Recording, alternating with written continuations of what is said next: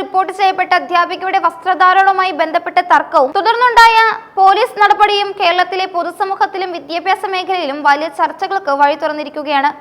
Neduvathur Eeswaravilasam higher secondary സ്കൂളിലെ പ്രധാന അധ്യാപക സിന്ധു എസ് നായരെ ചുരിദാർ ധരിച്ചെത്തിയതിന്റെ പേരിൽ സ്കൂൾ ഗേറ്റിന് മുന്നിൽ തടഞ്ഞ സംഭവത്തിൽ പോലീസ് ഇപ്പോൾ ഔദ്യോഗികമായി കേസെടുത്തിരിക്കുകയാണ്. സ്കൂളിലെ സെക്യൂരിറ്റി ജീവനക്കാരനായ ശങ്കറിനെതിരെയാണ് കൊട്ടാരക്കര പോലീസ് കേസ് രജിസ്റ്റർ ചെയ്തിരിക്കുന്നത്. അന്യായമായി തടഞ്ഞുവെക്കൽ, ഒരാളുടെ വ്യക്തി സ്വാതന്ത്ര്യത്തിന് മേലുള്ള കടന്നുകയറ്റം തുടങ്ങിയ ഗൗരവകരമായ വകുപ്പുകളാണ് ഇയാൾക്കെതിരെ ചുമത്തിയിരിക്കുന്നത്. സ്കൂൾ കവാടത്തിൽ കുട്ടികളുടെയും സഹപ്രവർത്തകരുടെയും മുന്നിൽ വെച്ച് പ്രധാന അധ്യാപികയെ തടഞ്ഞത് അവരുടെ അന്തസ്സിനും പദവിക്കും വലിയ രീതിയിലുള്ള ക്ഷതമേൽപ്പിച്ചുവെന്ന് പോലീസ് പ്രാഥമികമായി വിലയിരുത്തുന്നു. സംഭവ ദിവസം രാവിലെ 9 മണിയോടെയാണ് നാടകീയമായ ഈ രംഗങ്ങൾ സ്കൂൾ പരിസരത്ത് അരങ്ങേറിയത്. സാധാരണഗതിയിൽ ജോലിക്കെത്തിയ അധ്യാപികയെ ഗേറ്റിൽ വെച്ച് തടയുകയും അകത്തേക്ക് പ്രവേശിപ്പിക്കാതിരിക്കുകയും ചെയ്തത് വലിയ പ്രതിഷേധത്തിനും കാരണമായി. വിദ്യാഭ്യാസ വകുപ്പിന്റെ നിലവിലുള്ള ഉത്തരവുകൾ പ്രകാരം അധ്യാപികമാർക്ക് മാന്യമായ ഏത് വസ്ത്രവും ധരിക്കാനുള്ള സ്വാതന്ത്ര്യമുണ്ട് എന്നിരിക്കെ സ്കൂൾ മാനേജ്മെന്റിന്റെ ഭാഗത്തു നിന്നുണ്ടായ ഇത്തരം നടപടികൾ നിയമവിരുദ്ധമാണെന്നാണ് ചൂണ്ടിക്കാണിക്കുന്നത്. ഈ സംഭവത്തിന് പിന്നിൽ സ്കൂൾ മാനേജർ കെ സുരേഷ് കുമാറിന്റെ കൃത്യമായ നിർദ്ദേശം ഉണ്ടായിരുന്നു എന്നാണ് പ്രധാന അധ്യാപിക ആരോപിക്കുന്നത്. ചുരിദാർ ധരിച്ച് സ്കൂളിൽ പ്രവേശിക്കരുത് എന്ന വിചിത്രമായ വാശി മാനേജർ മുൻപും പലതവണ പ്രകടിപ്പിച്ചിട്ടുള്ളതായി അധ്യാപിക വെളിപ്പെടുത്തിയിരുന്നു. അധ്യാപികയെ തടഞ്ഞ സെക്യൂരിറ്റി ജീവനക്കാരൻ താൻ മാനേജറുടെ ഉത്തരവ് നടപ്പിലാക്കുക മാത്രമാണ് ചെയ്തതെന്ന നടപടിയിലായിരുന്നു. ഒടുവിൽ നാട്ടുകാരും പോലീസും ഇടപെട്ടാണ് സിന്ധു എസ് നായരെ സ്കൂളിനുള്ളിലേക്ക് പ്രവേശിപ്പിച്ചത്. എന്നാൽ സ്കൂൾ മാനേജർ ഈ ആരോപണങ്ങളെല്ലാം നിഷേധിക്കുകയാണ് ഉണ്ടായത്. താൻ ആരെയും തടയാൻ നിർദ്ദേശിച്ചിട്ടില്ലെന്നും അധ്യാപിക പറയുന്ന കാര്യങ്ങൾ വസ്തുതാവിരുദ്ധമാണെന്നുമാണ് മാനേജറുടെ വിശദീകരണം. എങ്കിലും സ്കൂളിലെ ഭരണപരമായ കാര്യങ്ങളിൽ മാനേജർ അനാവശ്യമായി ഇടപെടുന്നുവെന്നും അധ്യാപകരുടെ വ്യക്തി സ്വാതന്ത്ര്യത്തെ മാനിക്കുന്നില്ലെന്നുമുള്ള പരാതികൾ സ്കൂളിലെ മറ്റ് ജീവനക്കാർക്കിടയിലും പുകയുന്നുണ്ട്. മാനേജരെ ഭയപ്പെട്ടാണ് പല അധ്യാപകന്മാരും മിണ്ടാതിരിക്കുന്നതെന്നും അധ്യാപിക തുറന്നു പറഞ്ഞു.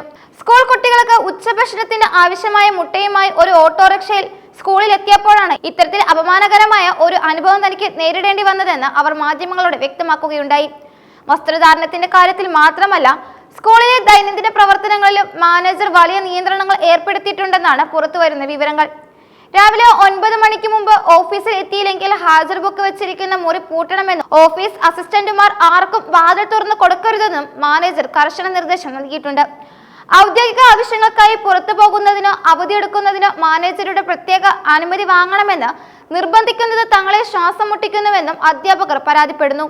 വ്യക്തിപരമായ ഇഷ്ടത്തിനനുസരിച്ച് വസ്ത്രം ധരിക്കാനുള്ള അവകാശം ഭരണഘടനാപരമായ ഒന്നാണെന്നും അതിലിടപെടാൻ സ്കൂൾ മാനേജ്മെന്റിന് യാതൊരു അധികാരവുമില്ലെന്നും അധ്യാപിക ഉറച്ച നിലപാടെടുത്തു. തന്റെ സ്കൂളിൽ ചുരിദാർ പാടില്ലെന്ന മാനേജറുടെ കടുംപിടുത്തം പരിഷ്കൃത സമൂഹത്തിന് ചേർന്നതല്ലെന്നും അവർ കൂട്ടിച്ചേർത്തു. വരും ദിവസങ്ങളിലും താൻ ചുരിദാർ ധരിച്ചു തന്നെ ജോലിക്കെത്തുമെന്നും ഇത്തരം പിന്തിരിപ്പൻ നിലപാടുകൾക്ക് മുന്നിൽ മുട്ടുമടക്കില്ലെന്നും അധ്യാപിക പ്രഖ്യാപിച്ചത് വലിയ പിന്തുണയാണ് സമൂഹ മാധ്യമങ്ങളിൽ ഉൾപ്പെടെ അവർക്ക് നേടിക്കൊടുത്തത്. കേരളത്തിലെ വിദ്യാഭ്യാസ മേഖലയിൽ വസ്ത്രധാരണത്തെ ചൊല്ലിയുള്ള തർക്കങ്ങൾ പുതിയതല്ലെങ്കിലും ഒരു എയ്ഡഡ് സ്കൂളിലെ പ്രധാന അധ്യാപികയ്ക്ക് ഇത്തരം ഒരു ദുരനുഭവം നേരിടേണ്ടി വന്നത് ഗൗരവകരമാണ്. വിദ്യാഭ്യാസ വകുപ്പ് പലതവണ വ്യക്തമാക്കിയ കാര്യമാണ് അധ്യാപകന്മാർക്ക് സാരി വേണമെന്ന് നിർബന്ധം പിടിക്കരുതെന്ന്. എന്നിട്ടും ചില മാനേജ്മെന്റുകൾ പഴയകാല രീതികൾ തുടരുന്നത് ഉദ്യോഗസ്ഥ തലത്തിലുള്ള പരിശോധനയുടെ അഭാവം മൂലമാണെന്നും വിമർശനം ഉയരുന്നുണ്ട്.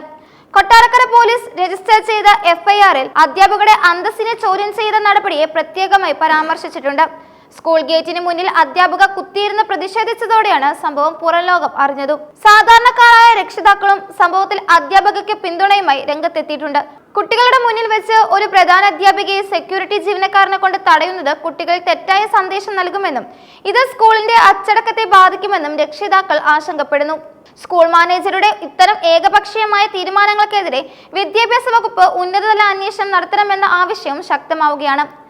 പോലീസിന്റെ ഇടപെടലിലൂടെ അധ്യാപകയ്ക്ക് ജോലിയിൽ തുടരാൻ സാഹചര്യം ഒരുങ്ങിയെങ്കിലും സ്കൂൾ മാനേജ്മെന്റും അധ്യാപകയും തമ്മിലുള്ള ശീതയുദ്ധം അവസാനിച്ചിട്ടില്ല.